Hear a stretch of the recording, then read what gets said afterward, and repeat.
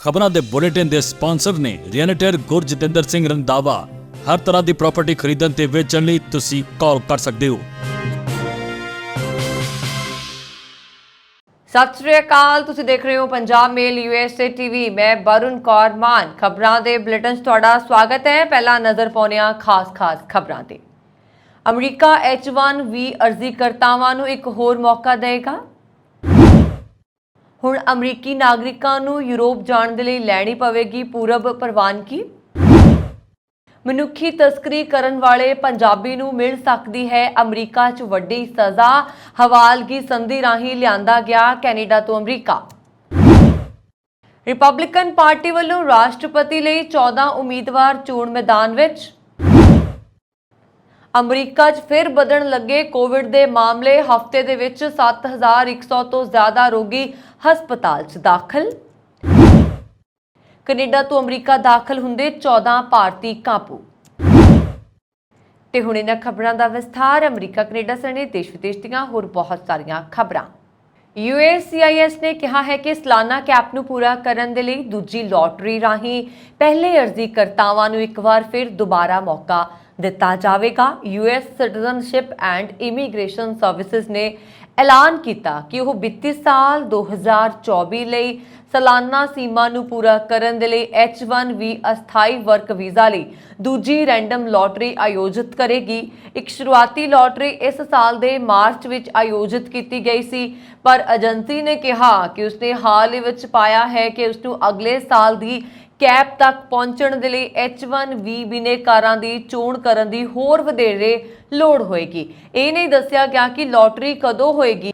H1B programme ਖਾਸ ਤੌਰ ਤੇ ਤਕਨੀਕੀ ਅਤੇ ਇੰਜੀਨੀਅਰਿੰਗ ਖੇਤਰ ਦੇ ਵਿੱਚ ਪ੍ਰਸਿੱਧ 85,000 ਵੀਜ਼ਾ ਦੀ ਸਾਲਾਨਾ ਸੀਮਾ ਹੈ। 7,80,884 ਅਰਜ਼ੀਆਂ ਦੇ ਨਾਲ 2024 ਲਈ ਜਮ੍ਹਾਂ ਕਰਵਾਈਆਂ ਗਈਆਂ H1B ਅਰਜ਼ੀਆਂ ਦੇ ਵਿੱਚ 61% ਦਾ ਵਾਧਾ ਹੋਇਆ ਹੈ। ਦੂਜੀ ਲੋਟਰੀ ਪਹਿਲਾਂ ਦਰਜ ਕੀਤੀਆਂ ਅਰਜ਼ੀਆਂ ਚੋਂ ਹੀ ਕੱਢੀ ਜਾਏਗੀ।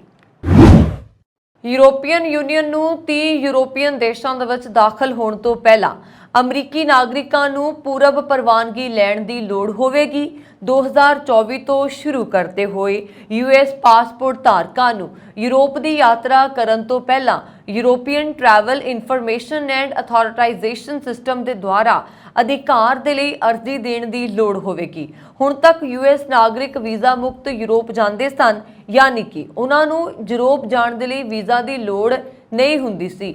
US electronic system for travel authorization ਪ੍ਰਕਿਰਿਆ ਵਾਂਗ ਹੀ ETIAS ਦਾ ਉਦੇਸ਼ ਸੁਰੱਖਿਆ ਨੂੰ ਵਧਾਉਣਾ ਅਤੇ ਯਾਤਰੀਆਂ ਲਈ ਸੁਚਾਰੂ ਪ੍ਰਵੇਸ਼ ਦੀ ਸਹੂਲਤ ਦੇਣਾ ਹੈ। ETIAS ਇੱਕ ਯਾਤਰੀ ਦੇ ਪਾਸਪੋਰਟ ਦੇ ਨਾਲ ਜੁੜਿਆ ਇੱਕ ਇਲੈਕਟ੍ਰੋਨਿਕ ਯਾਤਰਾ ਅਧਿਕਾਰ ਹੈ। ਇਹ ਕਿਸੇ ਵੀ 180 ਦਿਨਾਂ ਦੀ ਮਿਆਦ ਦੇ ਅੰਦਰ 90 ਦਿਨਾਂ ਤੱਕ ਯੂਰੋਪੀਅਨ ਦੇਸ਼ਾਂ 'ਚ ਥੋੜੇ ਸਮੇਂ ਲਈ ਦਾਖਲਾ ਪ੍ਰਦਾਨ ਕਰਦਾ ਹੈ। ਹਾਲਾਂਕਿ ਇੱਕ ETIAS ਆਟੋਮੈਟਿਕ ਐਂਟਰੀ ਦੀ ਗਾਰੰਟੀ ਨਹੀਂ ਦਿੰਦਾ ਹੈ। ਪਹੁੰਚਣ ਤੇ ਇੱਕ ਬਾਰਡਰ ਗਾਰਡ ਪੁਸ਼ਟੀ ਕਰੇਗਾ ਕਿ ਤੁਸੀਂ ਦਾਖਲੇ ਦੀਆਂ ਸ਼ਰਤਾਂ ਨੂੰ ਪੂਰਾ ਕਰਦੇ ਹੋ। ETIAS ਲਈ ਅਰਜ਼ੀ ਦੇਣ ਦੇ ਲਈ ਤੁਸੀਂ ਅਧਿਕਾਰਕ ਵੈਬਸਾਈਟ ਤੇ ਅਰਜ਼ੀ ਫਾਰਮ ਭਰ ਸਕਦੇ ਹੋ ਜਾਂ ਮੋਬਾਈਲ ਐਪਲੀਕੇਸ਼ਨ ਦੀ ਵਰਤੋਂ ਕਰ ਸਕਦੇ ਹੋ। ਅਪਲਾਈ ਕਰਨ ਦੀ ਲਾਗਤ $7.79 ਹੈ, ਪਰ ਕੁਝ ਯਾਤਰੀਆਂ ਨੂੰ ਇਸ ਫੀਸ ਦਾ ਭੁਗਤਾਨ ਕਰਨ ਤੋਂ ਛੋਟ ਦਿੱਤੀ ਜਾ ਸਕਦੀ ਹੈ। ਯਕੀਨੀ ਬਣਾਓ ਕਿ ਤੁਸੀਂ ਅੱਗੇ ਵਧਣ ਤੋਂ ਪਹਿਲਾਂ ਅਰਜ਼ੀਆਂ ਦੀਆਂ ਲੋੜਾਂ ਅਤੇ ਭੁਗਤਾਨ ਛੋਟਾਂ ਬਾਰੇ ਪੜ੍ਹ ਲਿਆ ਹੈ। ਜ਼ਿਆਦਾਤਰ ਇਹਨਾਂ ਐਪਲੀਕੇਸ਼ਨਾਂ ਨੂੰ ਮਿੰਟਾਂ ਦੇ ਵਿੱਚ ਹੀ ਪ੍ਰੋਸੈਸ ਕੀਤਾ ਜਾਂਦਾ ਹੈ। ਹਾਲਾਂਕਿ ਕੁਝ ਮਾਮਲਿਆਂ ਦੇ ਵਿੱਚ ਐਪਲੀਕੇਸ਼ਨ 'ਚ ਜ਼ਿਆਦਾ ਸਮਾਂ ਲੱਗ ਸਕਦਾ ਹੈ। ਜੇਕਰ ਅਜਿਹਾ ਹੁੰਦਾ ਹੈ ਤਾਂ ਤੁਹਾਨੂੰ 4 ਦਿਨਾਂ ਦੇ ਅੰਦਰ ਫੈਸਲਾ ਪ੍ਰਾਪਤ ਕਰਨਾ ਹੋਏਗਾ। ਅਸਾਧਾਰਨ ਸਥਿਤੀ ਦੇ ਵਿੱਚ ਜੇਕਰ ਵਾਧੂ ਜਾਣਕਾਰੀ ਜਾਂ ਦਸਤਾਵੇਜ਼ ਦੀ ਲੋੜ ਹੋਏ ਤਾਂ ਇਸ ਮਿਆਦ ਨੂੰ 14 ਦਿਨਾਂ ਤੱਕ ਜਾਂ ਇੰਟਰਵਿਊ ਦੀ ਲੋੜ ਪੈਣ ਤੇ 30 ਦਿਨਾਂ ਤੱਕ ਵਧਾਇਆ ਜਾ ਸਕਦਾ ਹੈ। ਕਿਸੇ ਵੀ ਆਖਰੀ ਮਿੰਟ ਦੀਆਂ ਪੇਚੀਦਗੀਆਂ ਤੋਂ ਬਚਣ ਦੇ ਲਈ ਆਪਣੀ ਯੋਜਨਾਬੱਧ ਯਾਤਰਾ ਤੋਂ ਪਹਿਲਾਂ ਇਸ ਨਵੇਂ ਰੂਲ ਬਾਰੇ ਚੰਗੀ ਤਰ੍ਹਾਂ ਸਮਝ ਲੈਣਾ ਚਾਹੀਦਾ ਹੈ। ਇਮੀਗ੍ਰੇਸ਼ਨ ਅਦਾਲਤ ਦੇ ਵਿੱਚ 40 ਸਾਲਾ ਪੰਜਾਬੀ ਨੌਜਵਾਨ ਸਿਮਰਨਜੀਤ ਸਿੰਘ ਤੇ ਸਾਲ 2020-21 ਦੌਰਾਨ ਮਨੁੱਖੀ ਸਮਗਲਿੰਗ ਕਰਨ ਦਾ ਦੋਸ਼ ਲੱਗਿਆ। ਸਿਮਰਨਜੀਤ ਨੂੰ ਪਿਛਲੇ ਸਾਲ ਜੂਨ ਦੇ ਵਿੱਚ ਕੈਨੇਡੀਅਨ ਸੂਬੇ ਓਨਟਾਰੀਓ ਦੇ ਸ਼ਹਿਰ ਬਰੈਂਪਟਨ ਤੋਂ ਗ੍ਰਿਫਤਾਰ ਕਰ ਲਿਆ ਗਿਆ ਸੀ। ਇਸੇ ਵਰੇ ਮਾਰਚ ਦੇ ਵਿੱਚ ਹਵਾਲਗੀ ਸੰਧੀ ਰਾਹੀਂ ਉਸ ਨੂੰ ਕੈਨੇਡਾ ਤੋਂ ਅਮਰੀਕਾ ਲਿਆਂਦਾ ਗਿਆ ਸੀ। ਨਿਊਯਾਰਕ ਉੱਤਰੀ ਜ਼ਿਲ੍ਹੇ ਦੇ ਸਰਕਾਰੀ ਵਕੀਲ ਨੇ ਪ੍ਰੈਸ ਬਿਆਨ ਦੇ ਰਾਹੀਂ ਦੱਸਿਆ ਕਿ ਸਿਮਰਨਜੀਤ ਨੇ ਬਹੁਤ ਸਾਰੇ ਭਾਰਤੀ ਨਾਗਰਿਕਾਂ ਤੋਂ ਮੋਟੀਆਂ ਰਕਮਾਂ ਲੈ ਕੇ ਉਹਨਾਂ ਨੂੰ ਕੈਨੇਡਾ ਦੇ ਓਨਟਾਰੀਓ ਤੇ ਕਿਊਬੈਕ ਸੂਬਿਆਂ ਅਤੇ ਨਿਊਯਾਰਕ ਸੂਬੇ ਦੇ ਵਿਚਕਾਰ ਜਿਹੇ ਪੈਂਦੇ ਕਾਰਨਵਾਲ ਟਾਪੂ ਤੇ ਨਾਲ ਲੱਗਦੇ ਇਲਾਕਿਆਂ ਰਾਹੀਂ ਗੈਰ ਕਾਨੂੰਨੀ ਤਰੀਕੇ ਅਮਰੀਕਾ 'ਚ ਦਾਖਲ ਕਰਵਾਉਣ ਦੇ ਜੁਰਮ ਦਾ ਇਕਬਾਲ ਕਰ ਲਿਆ ਹੈ। ਕਾਨੂੰਨੀ ਮਾਹਿਰਾਂ ਦੇ ਅਨੁਸਾਰ ਸਿਮਰਨਜੀਤ ਸਿੰਘ ਨੂੰ ਇਸ ਜੁਰਮ ਦੇ ਲਈ ਘੱਟੋ-ਘੱਟ 5 ਸਾਲ ਦੀ ਸਜ਼ਾ ਜ਼ਰੂਰ ਹੋਵੇਗੀ, ਪਰ ਇਹ ਸਜ਼ਾ 15 ਸਾਲ ਤੱਕ ਦੀ ਵੀ ਹੋ ਸਕਦੀ ਹੈ। ਇਸ ਦੇ ਨਾਲ ਹੀ 2.5 ਲੱਖ ਰੁਪਏ ਦਾ ਜੁਰਮਾਨਾ ਵੱਖਰਾ ਕੀਤਾ ਜਾ ਸਕਦਾ ਹੈ। 3 ਸਾਲਾਂ ਤੱਕ ਉਸ ਨੂੰ ਪੁਲਿਸ ਦੀ ਚੌਕਸ ਨਿਗਰਾਨੀ ਅਧੀਨ ਵੀ ਰੱਖਿਆ ਜਾਏਗਾ। ਇਹ ਸਾਰੀਆਂ ਸਜ਼ਾਵਾਂ ਮੁਕੰਮਲ ਹੋਣ ਤੋਂ ਬਾਅਦ ਉਸ ਨੂੰ ਜਬਰੀ ਭਾਰਤ ਵਾਪਸ ਭੇਜ ਦਿੱਤਾ ਜਾਏਗਾ, ਪਰ ਇਹ ਸਭ ਇਮੀਗ੍ਰੇਸ਼ਨ ਜੱਜ ਦੇ ਫੈਸਲੇ ਤੇ ਨਿਰਭਰ ਰਹੇਗਾ। ਨਿਊਯਾਰਕ ਪੁਲਿਸ ਦਾ ਦੋਸ਼ ਹੈ ਕਿ ਸਿਮਰਨਜੀਤ ਸਿੰਘ ਨੇ ਕੈਨੇਡਾ ਤੋਂ ਅਮਰੀਕਾ 'ਚ ਗੈਰ ਕਾਨੂੰਨੀ ਢੰਗ ਦੇ ਨਾਲ ਦਾਖਲ ਕਰਵਾਉਣ ਦੇ ਲਈ $5,000 ਤੋਂ ਲੈ ਕੇ $35,000 ਤੱਕ ਦੀਆਂ ਵਸੂਲੀਆਂ ਪਾਈਆਂ ਸੀ। ਅਮਰੀਕਾ ਵਿੱਚ ਅਗਲੇ ਸਾਲ ਮਤਲਬ 2024 ਚ ਰਾਸ਼ਟਰਪਤੀ ਚੋਣਾਂ ਹੋਣੀਆਂ ਨੇ। ਇਸ ਲਈ ਅਮਰੀਕਾ ਦੇ ਰਾਸ਼ਟਰਪਤੀ ਜੋ ਬਾਈਡਨ ਅਤੇ ਡੋਨਾਲਡ ਟਰੰਪ ਵਿਚਾਲੇ ਪਹਿਲਾਂ ਤੋਂ ਹੀ ਮੁਕਾਬਲਾ ਦੇਖਣ ਨੂੰ ਮਿਲ ਰਿਹਾ ਹੈ। ਟਰੰਪ ਸਮੇਤ 14 ਉਮੀਦਵਾਰ ਰਾਸ਼ਟਰਪਤੀ ਪ੍ਰਮੁੱਖ ਬਣਨ ਦੀ ਦੌੜ ਦੇ ਵਿੱਚ ਲੱਗੇ ਹੋਏ ਨੇ। ਹਾਲਾਂਕਿ ਇਸ ਦੌਰਾਨ ਇਸ ਅਹੁਦੇ ਲਈ ਕੁਝ ਭਾਰਤੀ ਅਮਰੀਕੀ ਨੇਤਾਵਾਂ ਦੇ ਨਾਮ ਵੀ ਸਾਹਮਣੇ ਆ ਰਹੇ ਨੇ ਜੋ ਅਮਰੀਕਾ ਨੂੰ ਬਿਹਤਰ ਬਣਾਉਣ ਦੇ ਲਈ ਟਰੰਪ ਨੂੰ ਹਰਾਉਣ ਦੀ ਕੋਸ਼ਿਸ਼ ਕਰਨਗੇ।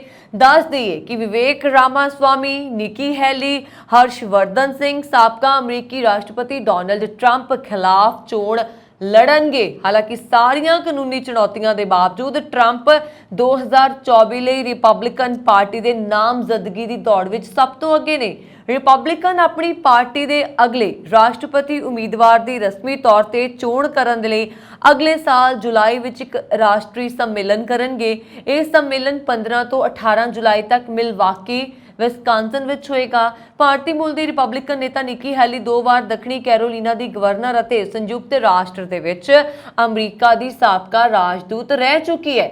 ਨਿੱਕੀ ਹੈਲੀ ਲਗਾਤਾਰ 3 ਚੋਣਾਂ 'ਚ ਅਮਰੀਕੀ ਰਾਸ਼ਟਰਪਤੀ ਦੇ ਅਹੁਦੇ ਦੇ ਲਈ ਚੋਣ ਲੜਨ ਵਾਲੀ ਤੀਜੀ ਭਾਰਤੀ ਅਮਰੀਕੀ ਹੈ। ਇਸ ਤੋਂ ਪਹਿਲਾਂ ਬੌਬੀ ਜਿੰਦਲ 2016 'ਚ ਅਮਰੀਕੀ ਰਾਸ਼ਟਰਪਤੀ ਅਤੇ 2020 ਵਿੱਚ ਉਪ ਰਾਸ਼ਟਰਪਤੀ ਕਮਲਾ ਹੈਰਿਸ ਦੀ ਚੋਣ ਵਿੱਚ ਹਿੱਸਾ ਲੈ ਚੁੱਕੇ ਨੇ। ਭਾਵੇਂ ਜ਼ਿਆਦਾਤਰ ਸਰਵੇਖਣਾਂ ਦੇ ਵਿੱਚ 51 ਸਾਲਾ ਹੈਲੀ ਦਾ ਘੱਟ ਪ੍ਰਦਰਸ਼ਨ ਦੱਸਿਆ ਗਿਆ ਹੈ, ਪਰ ਜਦੋਂ ਦਾਨ ਦੀ ਗੱਲ ਆਉਂਦੀ ਹੈ ਤਾਂ ਉਸਨੇ ਕਈ ਮਿਲੀਅਨ ਡਾਲਰ ਇਕੱਠੇ ਕੀਤੇ ਨੇ। ਹੈਲੀ ਦਾ ਜਨਮ ਸਿੱਖ ਮਾਤਾ ਪਿਤਾ ਅਜੀਤ ਸਿੰਘ ਰੰਧਾਵਾ ਤੇ ਰਾਜਕੌਰ ਰੰਧਾਵਾ ਦੇ ਘਰ ਹੋਇਆ ਸੀ, ਜੋ 1960 ਦੇ ਦਹਾਕੇ 'ਚ ਪੰਜਾਬ ਤੋਂ ਕੈਨੇਡਾ ਤੇ ਫਿਰ ਅਮਰੀਕਾ ਚਲੇ ਗਏ। ਭਾਰਤ ਅਮਰੀਕੀ ਉਦਯੋਗਪਤੀ ਵਿਵੇਕ ਰਾਮਾਸਵਾਮੀ ਨੇ ਫਰਵਰੀ ਵਿੱਚ 2024 ਦੀਆਂ ਰਾਸ਼ਟਰਪਤੀ ਚੋਣਾਂ ਲਈ ਆਪਣੀ ਉਮੀਦਵਾਰੀ ਦਾ ਐਲਾਨ ਕੀਤਾ ਹੈ। ਉਹ ਇੱਕ ਬਾਹਰੀ ਵਿਅਕਤੀ ਵਜੋਂ ਰਿਪਬਲਿਕਨ ਪਾਰਟੀ ਦੇ ਵਿੱਚ ਦਾਖਲ ਹੋਏ, ਪਰ ਉਹ ਹੁਣ ਸਾਬਕਾ ਰਾਸ਼ਟਰਪਤੀ ਡੋਨਾਲਡ ਟਰੰਪ ਅਤੇ ਫਲੋਰੀਡਾ ਦੇ ਗਵਰਨਰ ਰੌਨ ਨੂੰ ਪਿੱਛੇ ਛੱਡ ਕੇ ਤੀਜੇ ਨੰਬਰ ਤੇ ਆ ਗਏ ਨੇ। ਸੰਯੁਕਤ ਰਾਜ ਅਮਰੀਕਾ 'ਚ ਇੱਕ ਵਾਰੀ ਫਿਰ ਤੋਂ ਕੋਵਿਡ ਦੇ ਮਾਮਲੇ ਵੱਧ ਰਹੇ ਨੇ। ਰੋਗ ਕੰਟਰੋਲ ਅਤੇ ਰੋਕਥਾਮ ਕੇਂਦਰ ਦੇ ਮੁਤਾਬਕ 15 ਜੁਲਾਈ ਤੋਂ ਬਾਅਦ ਹਫ਼ਤੇ ਭਰ ਦੇ ਵਿੱਚ 7100 ਤੋਂ ਜ਼ਿਆਦਾ ਰੋਗੀਆਂ ਨੂੰ ਹਸਪਤਾਲ ਦੇ ਵਿੱਚ ਦਾਖਲ ਕਰਵਾਇਆ ਗਿਆ ਸੀ, ਜੋ ਇਸ ਤੋਂ ਇੱਕ ਹਫ਼ਤੇ ਪਹਿਲਾਂ ਦੇ ਅੰਕੜਿਆਂ ਤੋਂ ਜ਼ਿਆਦਾ ਨੇ। CDC ਨੇ ਚੇਤਾਵਨੀ ਦਿੱਤੀ ਹੈ ਕਿ ਹਸਪਤਾਲ ਦੇ ਵਿੱਚ ਦਾਖਲ ਹੋਣ ਵਾਲਿਆਂ 'ਚ 10% ਵਾਧਾ ਹੋ ਗਿਆ, ਜੋ ਪਿਛਲੇ ਸਾਲ ਦਸੰਬਰ ਤੋਂ ਬਾਅਦ ਸਭ ਤੋਂ ਤੇਜ਼ ਵਾਧਾ ਹੈ। ਇਸ ਤੋਂ ਇਲਾਵਾ 21 ਜੁਲਾਈ ਤੱਕ ਐਮਰਜੈਂਸੀ ਵਾਰਡ ਦੇ ਵਿੱਚ ਆਉਣ ਵਾਲੇ ਔਸਤਨ 0.73% ਲੋਕਾਂ 'ਚ ਕੋਵਿਡ ਪੋਜ਼ਿਟਿਵ ਪਾਇਆ ਗਿਆ, ਜੋ 21 ਜੂਨ ਤੱਕ ਦੀ ਗਿਣਤੀ 'ਚ 0.49% ਤੋਂ ਜ਼ਿਆਦਾ ਹੈ। ਅਟਲਾਂਟਾ ਦੇ ਵਿੱਚ CDC ਦੇ ਕੋਵਿਡ ਪ੍ਰਬੰਧਕ ਡਾਕਟਰ ਬ੍ਰੇਡਨ ਨੇ ਕਿਹਾ ਹੈ ਕਿ ਲਗਭਗ 6-7 ਮਹੀਨੇ ਦੀ ਲਗਾਤਾਰ ਗਿਰਾਵਟ ਤੋਂ ਬਾਅਦ ਚੀਜ਼ਾਂ ਫਿਰ ਤੋਂ ਠੀਕ ਹੋਣ ਲੱਗੀਆਂ ਨੇ। ਉਹਨਾਂ ਨੇ ਕਿਹਾ ਕਿ ਅਸੀਂ ਪਿਛਲੇ ਕਈ ਹਫ਼ਤਿਆਂ ਤੋਂ ਸ਼ੁਰੂਆਤੀ ਸੰਕੇਤਕਾਂ ਨੂੰ ਉੱਪਰ ਜਾਂਦੇ ਦੇਖਿਆ ਅਤੇ ਇਸ ਹਫ਼ਤੇ ਲੰਬੇ ਸਮੇਂ 'ਚ ਪਹਿਲੀ ਵਾਰ ਅਸੀਂ ਹਸਪਤਾਲ 'ਚ ਦਾਖਲ ਹੋਣ ਵਾਲਿਆਂ ਦੀ ਗਿਣਤੀ ਵਿੱਚ ਵਾਧਾ ਦੇਖਿਆ ਹੈ।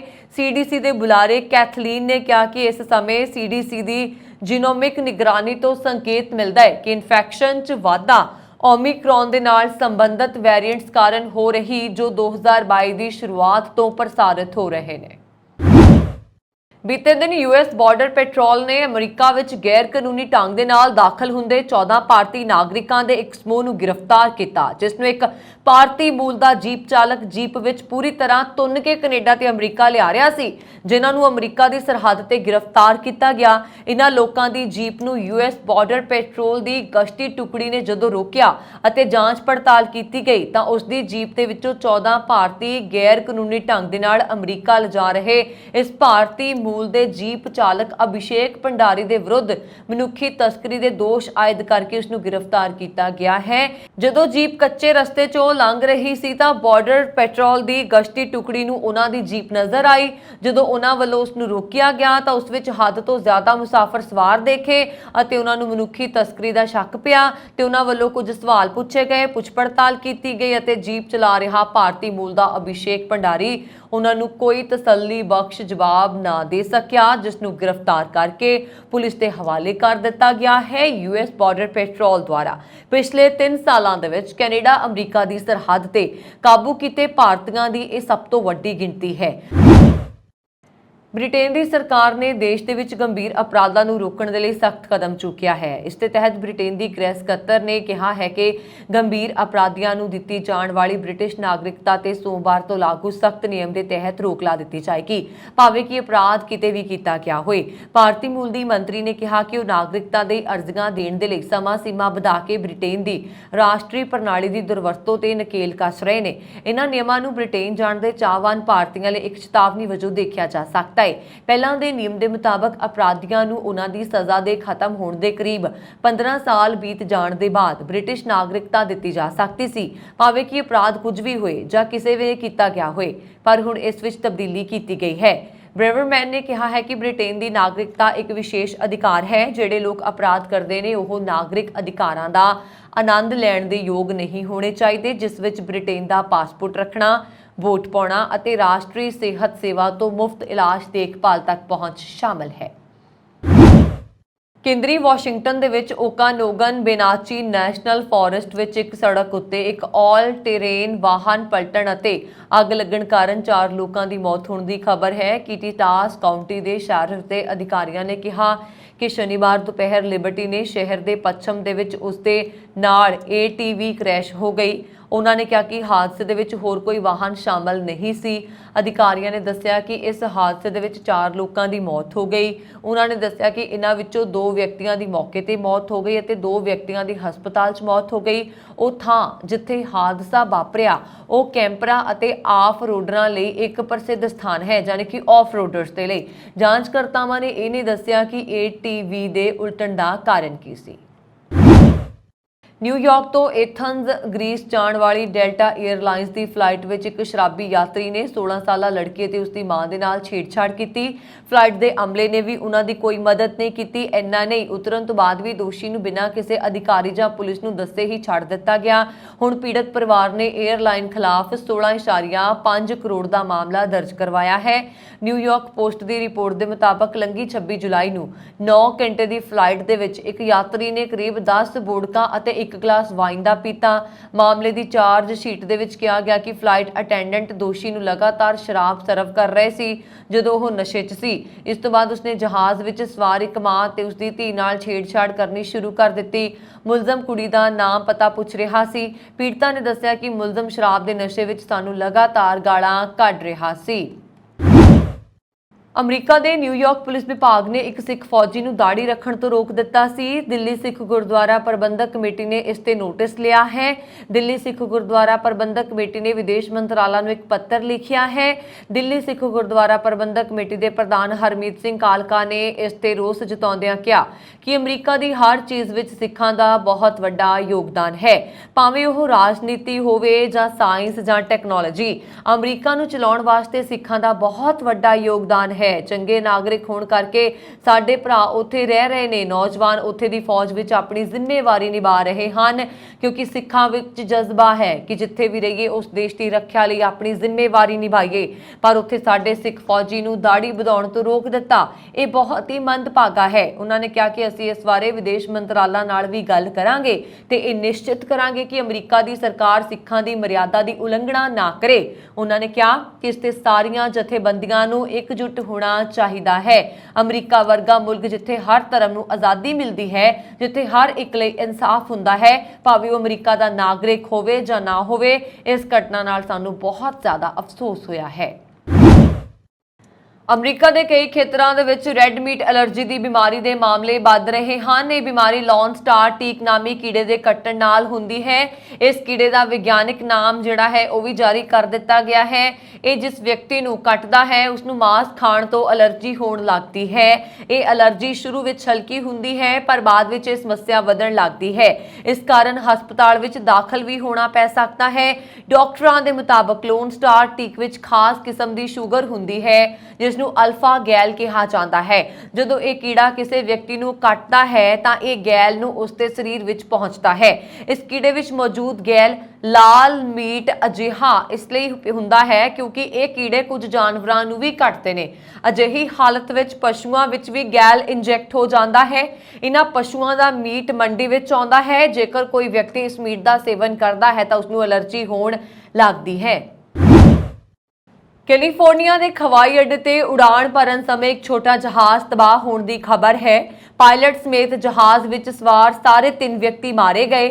ਫੈਡਰਲ ਐਵੀਏਸ਼ਨ ਅਧਿਕਾਰੀਆਂ ਦੇ ਅਨੁਸਾਰ ਇੱਕ ਇੰਜਣ ਵਾਲਾ ਬੀਚ ਕ੍ਰਾਫਟ P-35 ਅਪਲੈਂਡ ਸ਼ਹਿਰ ਦੇ ਕੇਬਲ 에ਅਰਪੋਰਟ ਤੇ ਸਵੇਰੇ 6:30 ਵਜੇ ਦੇ ਆਸ-ਪਾਸ ਉਡਾਣ ਭਰਨ ਦੇ ਤੁਰੰਤ ਬਾਅਦ ਤਬਾਹ ਹੋ ਗਿਆ। ਸੈਨ ਬਰਨਾਰਡੀਨੋ ਕਾਉਂਟੀ ਫਾਇਰ ਵਿਭਾਗ ਨੇ ਇੱਕ ਟਵੀਟ ਵਿੱਚ ਕਿਹਾ ਹੈ ਕਿ ਹਾਦਸੇ ਦੇ ਕਾਰਨਾਂ ਬਾਰੇ ਤੁਰੰਤ ਪਤਾ ਨਹੀਂ ਲੱਗ ਸਕਿਆ। ਸੰਘੀ ਹਵਾਬਾਜ਼ੀ ਅਧਿਕਾਰੀਆਂ ਨੇ ਕਿਹਾ ਹੈ ਕਿ ਹਾਦਸੇ ਦੀ ਜਾਂਚ ਨੈਸ਼ਨਲ ਟਰਾਂਸਪੋਰਟੇਸ਼ਨ ਸੇਫਟੀ ਬੋਰਡ ਕਰੇਗਾ। ਕੈਲੀਫੋਰਨੀਆ ਦਾ ਅਪਲੈਂਡ ਸ਼ਹਿਰ ਲਾਸ ਏਂਜਲਸ ਦੇ ਪੂਰਬ ਦੇ ਵਿੱਚ ਤਕਰੀਬਨ 36 ਮੀਲ ਦੂਰ ਸਥਿਤ ਹੈ। ਅਮਰੀਕਾ ਦੇ ਮਿਸ਼ੀਗਨ ਰਾਜ ਦੇ ਸ਼ਹਿਰ ਲਾਂਸਿੰਗ ਦੇ ਇੱਕ ਸ਼ਾਪਿੰਗ ਸੈਂਟਰ ਦੀ ਪਾਰਕਿੰਗ ਦੇ ਵਿੱਚ ਅਣਪਛਾਤੇ ਵਿਅਕਤੀ ਵੱਲੋਂ ਚਲਾਈਆਂ ਗੋਲੀਆਂ ਦੇ ਨਾਲ 5 ਵਿਅਕਤੀਆਂ ਦੇ ਜ਼ਖਮੀ ਹੋਣ ਦੀ ਖਬਰ ਹੈ। ਅਧਿਕਾਰੀਆਂ ਨੇ ਕਿਹਾ ਹੈ ਕਿ ਜ਼ਖਮੀਆਂ ਦੇ ਵਿੱਚੋਂ 2 ਦੀ ਹਾਲਤ ਗੰਭੀਰ ਹੈ। ਗੋਲੀਬਾਰੀ ਦੀ ਘਟਨਾ ਅੱਧੀ ਰਾਤ ਤੋਂ ਬਾਅਦ 1 ਵਜੇ ਦੇ ਆਸ-ਪਾਸ ਵਾਪਰੀ। ਲਾਂਸਿੰਗ ਪੁਲਿਸ ਵਿਭਾਗ ਵੱਲੋਂ ਜਾਰੀ ਬਿਆਨ ਦੇ ਅਨੁਸਾਰ ਜ਼ਖਮੀਆਂ ਦੀ ਉਮਰ 16 ਤੋਂ 26 ਸਾਲ ਦੇ ਦਰਮਿਆਨ ਹੈ, ਜਿਨ੍ਹਾਂ ਨੂੰ ਹਸਪਤਾਲ ਲਿਜਾਇਆ ਗਿਆ ਹੈ। ਪੁਲਿਸ ਦਾ ਕਹਿਣਾ ਹੈ ਕਿ ਪੁਲਿਸ ਨੇ ਮੌਕੇ ਤੇ ਹਥਿਆਰ ਬਰਾਮਦ ਕੀਤੇ ਨੇ, ਪਰੰਤੂ ਕੋਈ ਗ੍ਰਿਫਤਾਰੀ ਨਹੀਂ ਕੀਤੀ ਗਈ। ਕੁਝ ਲੋਕਾਂ ਨੂੰ ਪੁੱਛਗਿੱਛ ਦੇ ਲਈ ਹਿਰਾਸਤ ਵਿੱਚ ਲਿਆ ਗਿਆ ਹੈ। ਇਹ ਵੀ ਨਹੀਂ ਪਤਾ ਲੱਗ ਸਕਿਆ ਕਿ ਗੋਲੀਬਾਰੀ ਦੀ ਘਟਨਾ ਨੂੰ ਅੰਜਾਮ ਦੇਣ ਵਾਲਾ ਵਿਅਕਤੀ ਇੱਕ ਸੀ ਜਾਂ ਇੱਕ ਤੋਂ ਵੱਧ ਸਨ। ਪੁਲਿਸ ਨੇ ਮਾਮਲੇ ਦੀ ਜਾਂਚ ਵਿੱਚ ਆਮ ਲੋਕਾਂ ਨੂੰ ਮਦਦ ਕਰਨ ਦੇ ਲਈ ਕਿਹਾ ਹੈ। ਆਪਣੇ ਮੰਤਰੀ ਮੰਡਲ ਦੇ ਵਿੱਚ ਵੱਡਾ ਫੇਰ ਬਦਲ ਕਰਨ ਤੋਂ 1 ਹਫ਼ਤੇ ਬਾਅਦ ਪ੍ਰਧਾਨ ਮੰਤਰੀ ਜਸਟਿਨ ਟਰੂਡੋ ਨੇ ਕਿਹਾ ਕਿ ਉਹ ਹੁਣ ਸਾਰਾ ਧਿਆਨ ਕੈਨੇਡੀਅਨਸ ਨੂੰ ਸਤਾ ਰਹੀਆਂ ਚਿੰਤਾਵਾਂ ਨੂੰ ਖਤਮ ਕਰਨ ਉੱਤੇ ਦੇਣਾ ਚਾਹੁੰਦੇ ਨੇ। ਇਸ ਦੌਰਾਨ ਕੰਜ਼ਰਵੇਟਿਵ ਆਗੂ ਤੇ ਆਪਣੇ ਮੁੱਖ ਵਿਰੋਧੀ ਪਲੇਅਰ ਨੂੰ ਲੰਬੇ ਹੱਥੀ ਲੈਣ ਤੋਂ ਬਾਅਦ ਟਰੂਡੋ ਖੁਦ ਨੂੰ ਰੋਕ ਨਹੀਂ ਸਕੇ।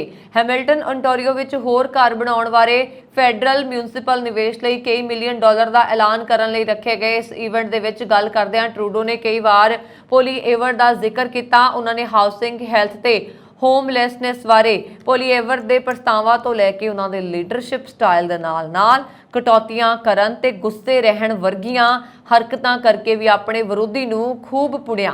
ਟਰੂਡੋ ਨੇ ਆਖਿਆ ਕਿ ਪੋਲੀਏਵਰ ਨੂੰ ਇੱਕੋ ਗੱਲ ਆਉਂਦੀ ਹੈ ਕਿ ਕਟੌਤੀਆਂ ਕਰ ਲਓ ਤੇ ਉਹ ਸਦਾ ਗੁੱਸੇ ਵਿੱਚ ਰਹਿੰਦੇ ਨੇ। ਕੈਨੇਡਾ ਇਹੋ ਜਿਹਾ ਤਾਂ ਨਹੀਂ ਹੈ। ਇਸ ਤਰ੍ਹਾਂ ਅਸੀਂ ਮਜ਼ਬੂਤ ਭਵਿੱਖ ਨਹੀਂ ਉਸਾਰ ਸਕਦੇ। ਕੈਨੇਡੀਅਨਸ ਮਿਹਨਤਕਸ਼ ਨੇ। ਉਹਨਾਂ ਵੱਲੋਂ ਬਿਹਤਰ ਢੰਗ ਦੇ ਨਾਲ ਹੁਣ ਤੱਕ ਕੈਨੇਡਾ ਦਾ ਨਿਰਮਾਣ ਕੀਤਾ ਗਿਆ ਹੈ ਤੇ ਉਹ ਖੁਦ ਵਿੱਚ ਤੇ ਆਪਣੀਆਂ ਕਮਿਊਨਿਟੀਜ਼ ਵਿੱਚ ਨਿਵੇਸ਼ ਕਰਨ ਤੋਂ ਨਹੀਂ ਡਰਦੇ। ਇਹੋ ਅਸੀਂ ਕਰਦੇ ਹਾਂ। ਅਸੀਂ ਲੋਕਾਂ ਦੇ ਨਾਲ ਰਲ ਕੇ ਚੱਲਦੇ ਹਾਂ। ਅਸੀਂ ਮੇਅਰਸ ਦੇ ਨਾਲ ਲੜਦੇ ਨਹੀਂ ਹਾਂ। ਉਹਨਾਂ ਨੇ ਇੱਕ ਵਾਰੀ ਫਿਰ ਪੋਲੀਏਵਰ ਦੀ ਗੱਲ ਕਰਦਿਆਂ ਕਿਹਾ ਕਿ ਅਸੀਂ ਹਥਿਆਰ ਸੁੱਟ ਕੇ ਬੈਠਣ ਵਾਲਿਆਂ ਵਿੱਚੋਂ ਨਹੀਂ ਹਾਂ। ਅਸੀਂ ਇਹ ਨਹੀਂ ਆਖਦੇ ਫਿਰਦੇ ਕਿ ਹੁਣ ਸਭ ਕੁਝ ਖਤਮ ਹੋ ਗਿਆ ਹੈ, ਹੁਣ ਤਾਂ ਕੁਝ ਹੋ ਹੀ ਨਹੀਂ ਸਕਦਾ, ਚਲੋ ਘਰ ਬੈਠਦੇ ਹਾਂ। ਟਰੂਡੋ ਨੇ ਆਖਿਆ ਕਿ ਕੈਨੇਡੀਅਨਸ ਇਹੋ ਜਿਹੇ ਨਹੀਂ ਹਨ। ਉਹਨਾਂ ਨੇ ਆਖਿਆ ਕਿ ਉਹ ਗੁੱਸੇ ਨੂੰ ਭੜਕਾ ਨਹੀਂ ਰਹੇ, ਪਰ ਪੋਲੀਏਵਰ ਦੇ ਪ੍ਰਸਤਾਵ ਜਿੱਥੇ ਗੈਰ ਜ਼ਿੰਮੇਵਾਰਾਨਾ ਹਨ, ਗੈਰ ਸੰਜੀਦਾ ਹਨ, ਉਹ ਉਸ ਬਾਰੇ ਗੱਲ ਕਰ ਰਹੇ ਸਨ।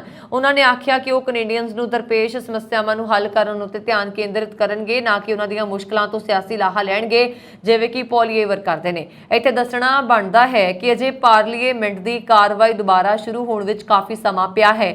ਇਸ ਲਈ ਦੋਵਾਂ ਮੁੱਖ ਪਾਰਟੀਆਂ ਦੇ ਆਗੂ ਕੈਨੇਡਾ ਭਰ ਵਿੱਚ ਟਰੈਵਲ ਕਰਕੇ ਸਮਰਥਨ ਜਤਾਉਣ ਵਿੱਚ ਲੱਗੇ ਹੋਏ ਨੇ।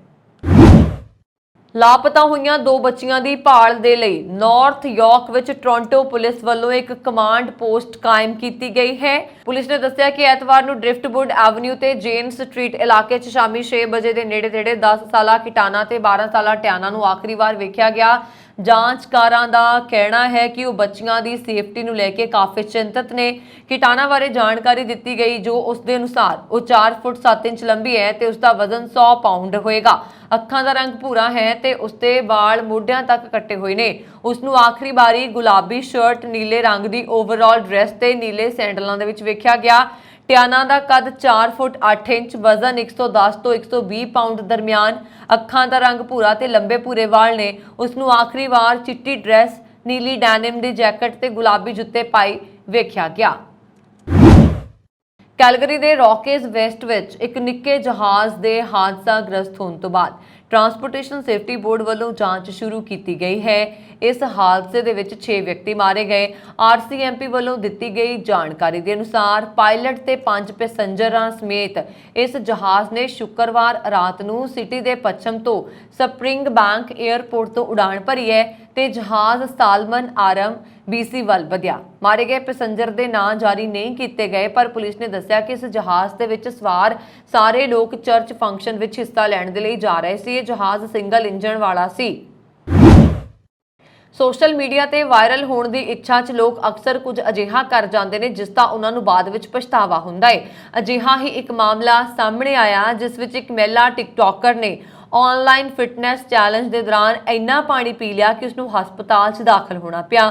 ਹਸਪਤਾਲ 'ਚ ਦਾਖਲ ਹੋਣ ਤੋਂ ਬਾਅਦ ਟਿਕਟੋਕਰ ਨੇ ਸੋਸ਼ਲ ਮੀਡੀਆ ਤੇ ਆਪਣੀ ਫੋਟੋ ਪੋਸਟ ਕਰਕੇ ਘਟਨਾ ਬਾਰੇ ਦੱਸਿਆ। ਨਿਊਯਾਰਕ ਪੋਸਟ ਦੇ ਅਨੁਸਾਰ ਟਿਕਟੌਕ ਇਨਫਲੂਐਂਸਰ ਮਿਸ਼ੇਲ ਕੈਨੇਡਾ ਵਿੱਚ ਰਹਿੰਦੀ ਹੈ। ਉਸਨੇ ਸੋਸ਼ਲ ਮੀਡੀਆ ਤੇ ਪ੍ਰਚਲਿਤ 75 ਹਾਰਡ ਚੈਲੰਜ ਨੂੰ ਸਵੀਕਾਰ ਕਰ ਲਿਆ ਅਤੇ ਇਸ ਨੂੰ ਫੋਲੋ ਕਰਨਾ ਸ਼ੁਰੂ ਕਰ ਦਿੱਤਾ।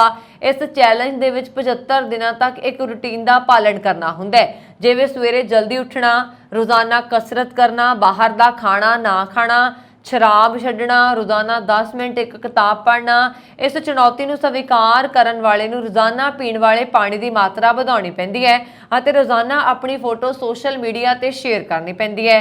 ਮਿਸ਼ੇਲ ਬਿਲਕੁਲ ਇੰਜ ਹੀ ਕਰ ਰਹੀ ਸੀ। ਮਿਸ਼ੇਲ ਲਗਾਤਾਰ 12 ਦਿਨਾਂ ਤੱਕ 4 ਲੀਟਰ ਪਾਣੀ ਪੀਂਦੀ ਰਹੀ। 12 ਦਿਨਾਂ ਬਾਅਦ ਉਸਨੇ ਟਿਕਟੌਕ ਤੇ ਆਪਣੀ ਇੱਕ ਵੀਡੀਓ ਸ਼ੇਅਰ ਕਰਦੇ ਹੋਏ ਦੱਸਿਆ ਕਿ ਉਹ ਮਹਿਸੂਸ ਕਰ ਰਹੀ ਹੈ ਕਿ ਜ਼ਿਆਦਾ ਪਾਣੀ ਪੀਣ ਕਾਰਨ ਉਸਦੀ ਸਿਹਤ ਵਿਗੜ ਰਹੀ ਹੈ। ਵੀਡੀਓ 'ਚ ਮਿਸ਼ੇਲ ਨੇ ਕਿਹਾ ਕਿ ਉਹ ਬਿਲਕੁਲ ਵੀ ਠੀਕ ਮਹਿਸੂਸ ਨਹੀਂ ਕਰ ਰਹੀ। ਕਈ ਵਾਰ ਰਾਤ ਨੂੰ ਸੌਣ ਤੋਂ ਬਾਅਦ ਉਸਦੀ ਨੀਂਦ ਖੁੱਲੀ ਅਤੇ ਉਸਨੂੰ ਬਾਥਰੂਮ ਜਾਣਾ ਪਿਆ। ਉਸਨੂੰ ਭੁੱਖ ਲੱਗਣੀ ਬੰਦ ਹੋ ਗਈ ਅਤੇ ਕਮਜ਼ੋਰੀ ਮਹਿਸੂਸ ਹੋਣ ਲੱਗੀ। ਉਸਨੂੰ ਦਿਨ ਦੇ ਕਈ ਘੰਟੇ ਟਾਇਲਟ ਵਿੱਚ ਬਿਤਾਉਣੇ ਪਏ। ਟਿਕਟੌਕਰ ਨੇ ਅੱਗੇ ਕਿਹਾ ਕਿ ਤਬੀਅਤ ਖਰਾਬ ਹੋਣ ਤੋਂ ਬਾਅਦ ਉਸਨੂੰ ਡਾਕਟਰ ਕੋਲ ਜਾਣਾ ਪਿਆ। ਡਾਕਟਰ ਦੇ ਕਹਿਣ ਤੇ ਕਈ ਤਰ੍ਹਾਂ ਦੇ ਟੈਸਟ ਹੋਏ। ਟੈਸਟ ਦੀ ਰਿਪੋਰਟ ਆਉਣ ਤੋਂ ਬਾਅਦ ਡਾਕਟਰ ਨੇ ਮਿਸ਼ੇਲ ਨੂੰ ਦੱਸਿਆ ਕਿ ਉਸਨੂੰ ਸੋਡੀਅਮ ਦੀ ਕਮੀ ਨਾਂ ਦੀ ਬਿਮਾਰੀ ਹੈ। ਲਗਾਤਾਰ 4 ਲੀਟਰ ਪਾਣੀ ਪੀਣ ਕਾਰਨ ਅਜਿਹਾ ਹੋਇਆ। ਡਾਕਟਰ ਨੇ ਉਸਨੂੰ ਕੁਝ ਦਿਨਾਂ ਤੱਕ ਰੋਜ਼ਾਨਾ ਅੱਧਾ ਲੀਟਰ ਤੋਂ ਘੱਟ ਪਾਣੀ ਪੀਣ ਦੀ ਸਲਾਹ ਦਿੱਤੀ। ਡਾਕਟਰ ਨੇ ਉਸਨੂੰ ਦੱਸਿਆ ਕਿ ਜੇਕਰ ਸੋਡੀਅਮ ਦੀ ਕਮੀ ਜਾਂ ਹਾਈਪੋਟਰੇਮੀਆ ਦਾ ਸਮੇਂ ਸਿਰ ਇਲਾਜ ਨਾ ਕੀਤਾ ਗਿਆ ਤਾਂ ਇਹ ਮੌਤ ਦਾ ਕਾਰਨ ਵੀ ਬਣ ਸਕਦੀ ਹੈ। ਮਿਸ਼ੇਲ ਨੇ ਅੱਗੇ ਕਿਹਾ ਕਿ ਸੋਡੀਅਮ ਦੀ ਕਮੀ ਤੋਂ ਪੀੜਤ ਹੋਣ ਕਾਰਨ ਉਸ ਨੂੰ ਹਸਪਤਾਲ 'ਚ ਦਾਖਲ ਹੋਣਾ ਪਿਆ। ਉਸਦੇ ਸਰੀਰ ਦੇ ਵਿੱਚ ਸੋਡੀਅਮ ਦੀ ਕਮੀ ਹੋ ਗਈ। ਹੁਣ ਉਸਦੀਆਂ ਦਵਾਈਆਂ ਜਿਹੜੀਆਂ ਨੇ ਉਹ ਲੱਗ ਗਈਆਂ ਨੇ। ਉਹ ਵਿਸ਼ਵਾਸ ਨਹੀਂ ਕਰ ਸਕਦੀ ਕਿ ਅਜਿਹਾ ਵੀ ਹੋ ਸਕਦਾ ਹੈ, ਪਰ ਉਹ 75 ਹਾਰਡ ਚੈਲੰਜ ਨੂੰ ਛੱਡਣ ਵਾਲੀ ਨਹੀਂ ਹੈ। ਹਾਲਾਂਕਿ ਡਾਕਟਰ ਦੀ ਸਲਾਹ ਦੇ ਅਨੁਸਾਰ ਉਹ ਅੱਧਾ ਲੀਟਰ ਤੋਂ ਘੱਟ ਪਾਣੀ ਪੀਣ ਜਾ ਰਹੀ ਹੈ। ਏਅਰਪੋਰਟ ਤੇ ਸਰੀਰ ਦੀ ਮੁਕੰਮਲ ਜਾਂਚ ਕਰਨ ਵਾਲੇ ਸਕੈਨਰ ਪੜਾਅਵਾਰ ਢੰਗ ਨਾਲ ਲੱਗਣਗੇ। ਇਹ ਜਾਣਕਾਰੀ ਦਿੰਦਿਆਂ bureau of civil aviation security ਮੁਖੀ ਜ਼ੁਲਫਿਕਾਰ ਹਸਨ ਨੇ ਕਿਹਾ ਕਿ ਇਹ ਪ੍ਰਕਿਰਿਆ 1 ਸਾਲ 'ਚ ਸਾਰੇ ਵੱਡੇ ਏਅਰਪੋਰਟ ਤੇ ਸ਼ੁਰੂ ਹੋ ਜਾਏਗੀ। ਉਹਨਾਂ ਨੇ ਦੱਸਿਆ ਕਿ ਇਸ ਮਾਮਲੇ ਦੇ ਵਿੱਚ ਨਿੱਜਤਾ ਸੰਬੰਧੀ ਕੋਈ ਦਿੱਕਤ ਨਹੀਂ ਆਏਗੀ। ਉਹਨਾਂ ਨੇ ਇਹ ਵੀ ਕਿਹਾ ਕਿ ਜਿਹੜੇ ਯਾਤਰੀ ਸਿਹਤ ਸੰਬੰਧੀ ਕਿਸੇ ਦਿੱਕਤ ਕਾਰਨ ਇਹਨਾਂ ਸਕੈਨਰਾਂ ਦੀ ਵਰਤੋਂ ਨਹੀਂ ਕਰ ਸਕਣਗੇ, ਉਹਨਾਂ ਲਈ ਦੂਜੇ ਵਿਕਲਪ ਹੋਣਗੇ। ਇਸ ਸੰਬੰਧੀ ਬਿਊਰੋ ਨੇ ਅਗਲੇ ਵਰ੍ਹੇ ਦੇ ਅਖੀਰ ਤੱਕ ਏਅਰਪੋਰਟ ਤੇ ਇਹ ਸਕੈਨਰ ਲਾਉਣ ਦੇ ਲਈ ਸਮਾਂ ਸੀਮਾ ਤੈਅ ਕਰ ਲਈ ਹੈ। ਇਹ ਸਨ ਹੁਣ ਤੱਕ ਦੀਆਂ ਖਬਰਾਂ। ਮੈਨੂੰ ਵਰੁਣ ਕੌਰ ਮਾਨ ਨੂੰ ਦਿਓ ਆਗਿਆ। ਹੋਰ ਖਬਰਾਂ ਦੇ ਲਈ ਸਾਡਾ YouTube ਚੈਨਲ ਪੰਜਾਬ ਮੇਲ USA TV ਜ਼ਰੂਰ ਸਬਸਕ੍ਰਾਈਬ ਕਰੋ। ਸ਼ੁਕਰੀਆ। ਸਤਿ ਸ਼੍ਰੀ ਅਕਾਲ।